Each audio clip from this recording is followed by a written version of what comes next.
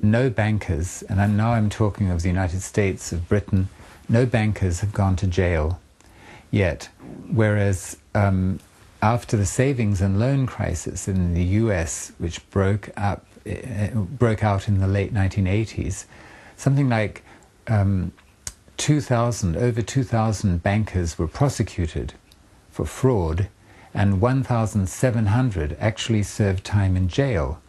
And yet this time, nobody, hardly anybody is being prosecuted, and certainly nobody has gone to jail. There have been 0 convictions. Indeed, there isn't even an indictment. So it isn't just a problem in Iceland, but it's up to all of us to demand action.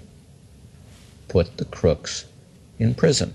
Reduce the risk of the next crisis by at least trying to deter it. If you sit back, then you're saying crime pays, and really, really big crime pays better than anything in the world.